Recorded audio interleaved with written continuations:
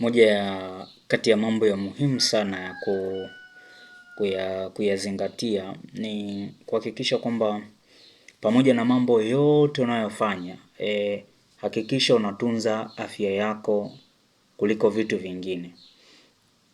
Ukitunza afya yako vizuri na yenyewe itakutunza.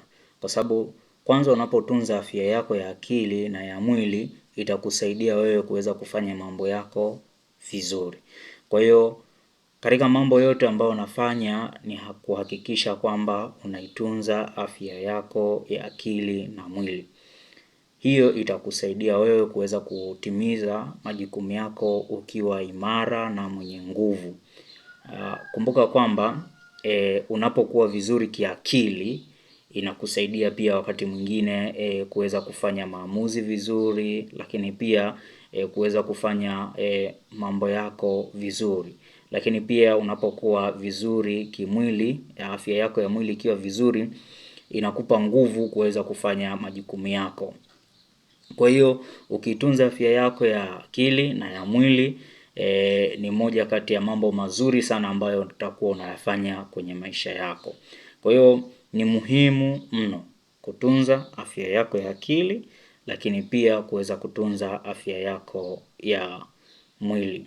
Kwa sababu ni moja kati ya msingi mzuri sana ambao utakusaidia kuweza kutimiza mambo yako, mipango yako, lakini pia kusudi lako ambalo limekuleta hapa duniani.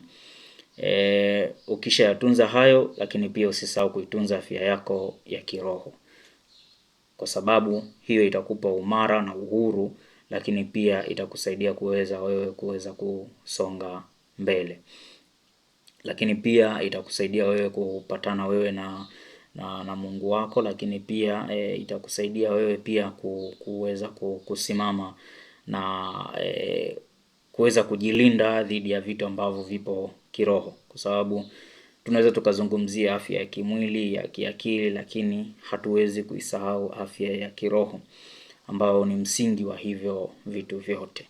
Kwa hiyo ni muhimu sana kuweza kulinda afya yako ya akili, ya kimwili na ya kiroho ili kuweza kuwa imara katika kutimiza mambo yako yote unayofanya na unayotarajia kuyafanya. Future yako au kesho yako ipo mikononi mwako. Maisha yako ni jukumu lako. Afya yako ni mtaji wako namba 1. Tunza maisha yako.